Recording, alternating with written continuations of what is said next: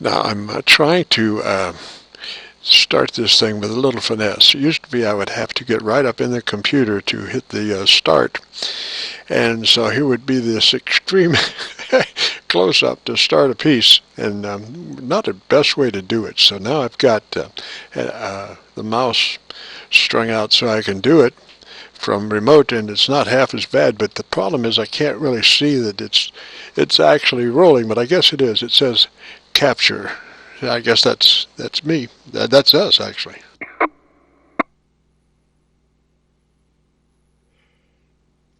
All right, JR, start it.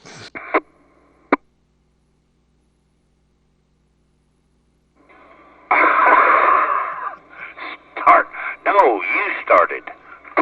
No, you start. Well, we could always start it with your career down in the Bahamas, keeping us safe from all of the spies and military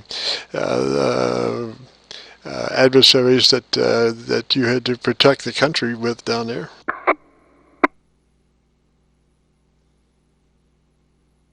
They're all top secret stories. I can't. If I was to tell you, then I have to kill you. Yeah, Roger. I understand that. I'm prepared to sacrifice, though. I would sacrifice myself for the sake of continuity.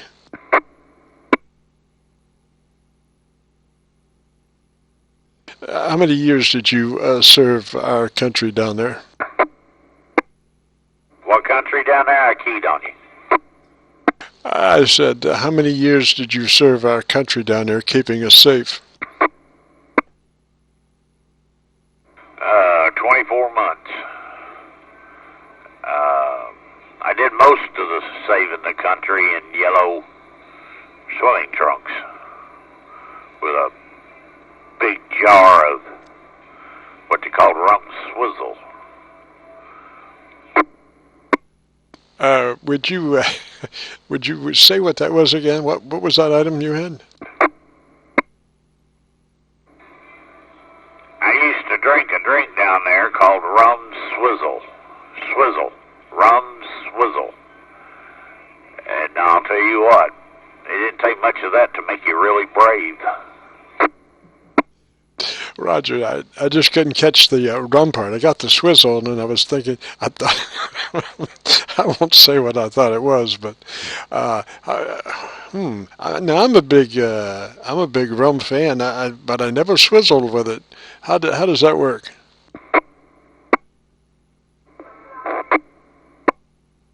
Hey, Kevin, did you say something? Did not. I don't know what was in it. There was rum, and they had a stick that they went and got from a certain tree, and I used to remember the name of that tree, but I don't remember it anymore. But anyway, it had to get from the joint of one of the limbs, where it had three little sprigs on the bottom of it. They cut that off, let it dry. God knows, I hope they washed it. And then they put that in there and run it back and forth in that jar of junk, rum, and I can't remember everything that was in it. But it was real tasty. And about three of them, if you drank three of them, say after dinner, say you're on the beach with a bunch, looking for spies trying to snorkel up on the shore. If you drank about three of them after 6 o'clock, usually not because you wanted to, but you ended up spending the night on the beach. You were beached on the beach in protection of the country, looking for spies snorkeling up. Where they would be counter spy. No, they'd be just spies. You'd be the counter spy, I guess. And did your rum swizzle? Did it have an actual swizzle stick in it, or what? Now the sticks are what they stirred it with. You couldn't shake it, stir it, anything like that. You had to, in order for it to be an official rum swizzle, the bartender had to have one of them sticks, and he just run it back and forth in his hand, and that's how he mixed it. Oh, Roger. Now obviously, you would have to get your Rum Swizzle to go. Is that right? No, fortunately, there was a bar right on the beach, and he'd flash his lights to let you know he's getting ready to close for the evening, and you'd run up there and buy a pitcher of that stuff. But you'd have to bring your own container and swizzle sticks. Well, you didn't bring your own swizzle stick, because once he started, that was it. Yeah, you had to bring your own container. And, as a side note, you do not want to put Rum Swizzle in anything that's plastic. Roger, it would just eat a hole right through it. Yeah, but it was okay for you to drink it and put it in your gut. But no, that's right. It would deform. Before you drank it all, it'd deform that plastic container. So you had to have glass, or we never tried metal, like a bucket or something. We always brought, big glass thing. This potion was somewhat akin to a sulfuric acid solution.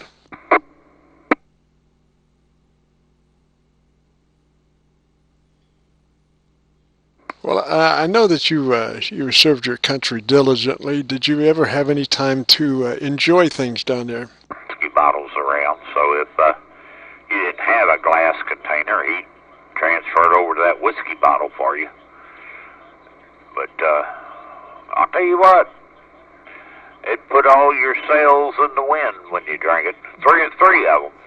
Of course, we're talking pitchers, so I guess I never thought of that before, but yeah, three. You bought the stuff by the pitcher. You never did buy it by the glass.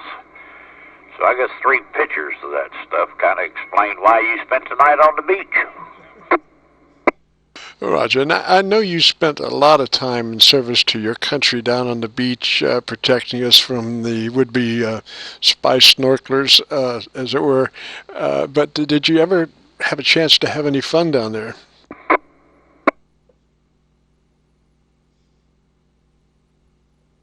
Not really. I was constantly on duty. I was very dedicated to protecting the country and everything, which sometimes got in the way because in the summertime you had over 60,000 tourists, most of them women. It was a big summer place for college girls and office girls that weren't married and stuff, and sometimes they got in your way of doing that. Right. Well, I can see where you would have to have, constant investigations as to what these ladies were about, and if there were any spies amongst them. Oh yeah, even had to body search a few of them, but that's a whole different story. Yeah, that's well, at least you didn't waterboard any of them, did you? They have waterboards back in. Nobody surfed or anything. There were no waves around Bermuda that were tall enough to surf, and bodyboards, boogie boards, and stuff like that weren't around. Roger, probably the closest you came to waterboarding was wet T-shirts.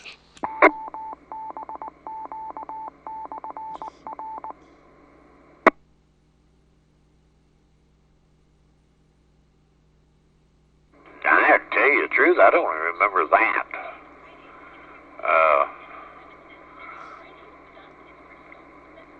I don't remember them doing that down there. Sometimes they just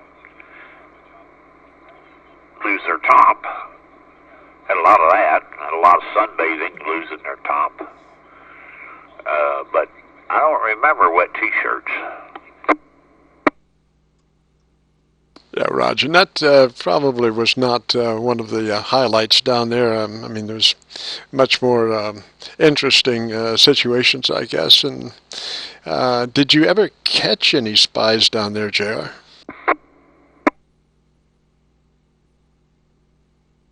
No, I did such a good job. I guess they stayed away. I interviewed a bunch of would-be female spies, but come find out they were just a college student or something.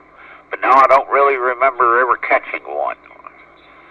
I did catch something down there, but it wasn't a spy.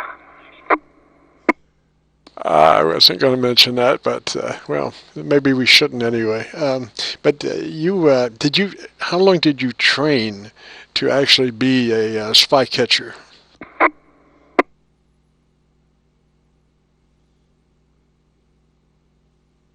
Oh, I was pretty much, I no sooner got to Bermuda and took me about a day at the beach, and all of a sudden I was certified.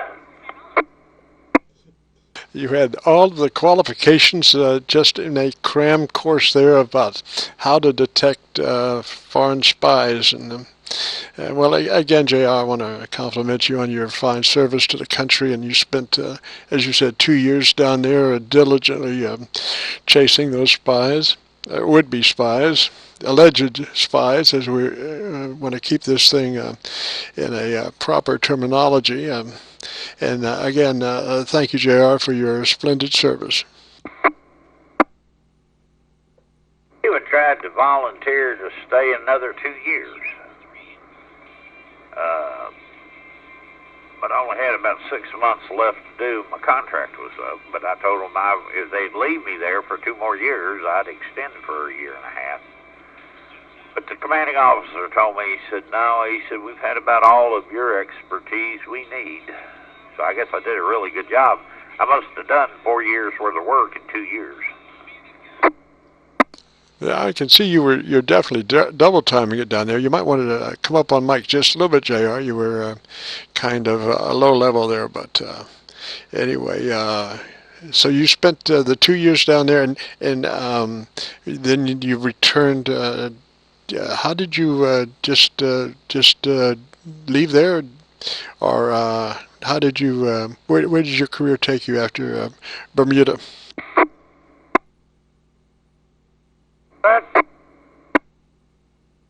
That's the odd part. They were trying to send me to California. And I went to the commanding officer and with my new orders for California.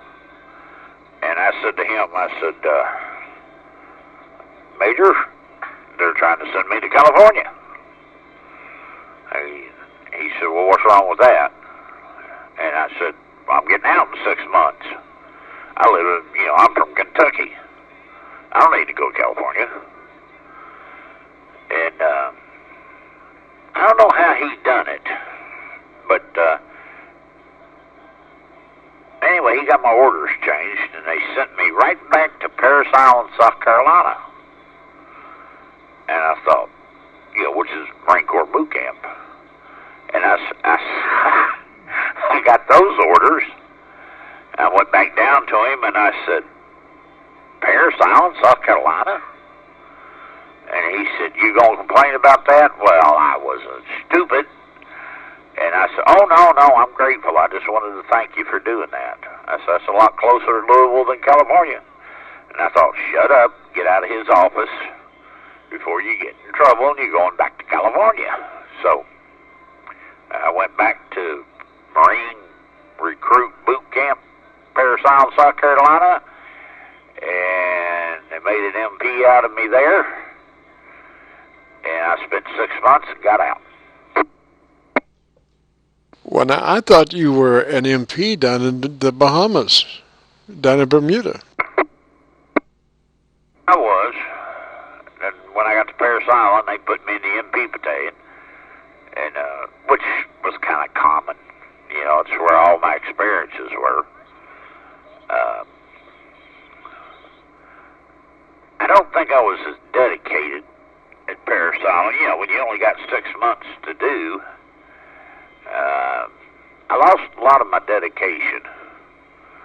And the platoon I was in, the platoon sergeant said to me, you know, if you wasn't getting out of the service here in a few months, I would probably bring you up on charges. And I looked at him and I said, well, what kind of charges would you bring me up on? I said, I don't do anything wrong. He said, that's the problem. You don't do anything. And I thought, well, how many Viet Cong have you had to kill here? You know, I must be doing something right. The communists ain't invading Paris Island, South Carolina either, but no sense in starting that argument. Roger, JR. Keeping us all safe. That's the name of the game. And since you were short timing when you were in South Carolina, they let you slide there and didn't give you a hard time. But I want to thank you, JR, for this dissertation on your military career and service to our country. Roger. Oh, it was my pleasure.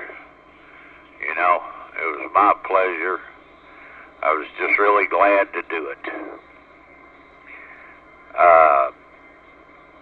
And you don't have to thank me. I was glad to do it. Roger, Roger. I want to see if I can conjure up a few Rum Swizzles in payment for you there, sir. Oh, I don't do that no more.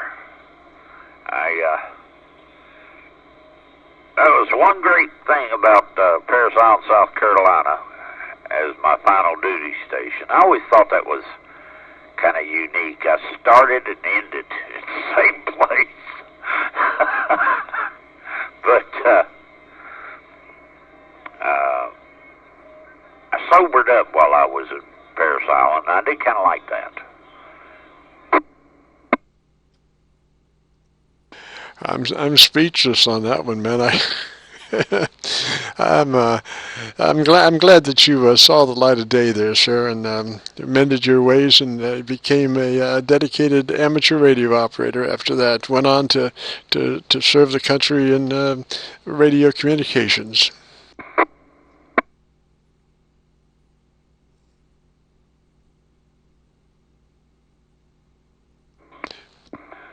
Well, and I enjoy my ham radio time. It is quite enjoyable, and I don't have to get up and walk around.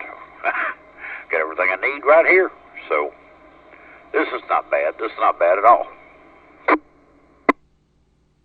Roger, Roger. Well, we've enjoyed your career on the radio Qso for this time, and we'll be checking with you later, JR.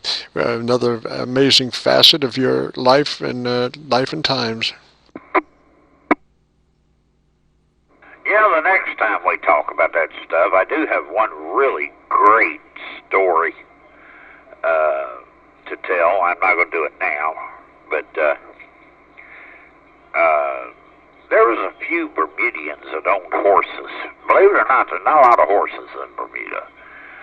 And there were a few Bermudians that owned horses, and we had you couldn't do a bonfire on the beach. You'd be all kind of trouble if you did that. But we had one of them Bermudians would not quit riding that horse up there by us. And we even asked him, say, hey, buddy, you know, can you ride around us? What it was, we had some tourist girls there, and we were, you know, interviewing them, make sure they weren't spies. And I don't know what maybe he was trying out to see if any of the girls wanted to ride with him or something, but he came up about 4 times. And I took my beach towel, and you know how you grab them by the corners and then you twirl them, make a whip out of them? He come by me on that horse again, and when he got right past me, I smacked that horse with that beach towel. And there's a whole story there. We'll talk about it another time. Roger, I can just imagine he probably was not seen for the next 2 or 3 weeks as he tried to slow that horse down. Catch you later, JR3s. KC9VKV, be clear.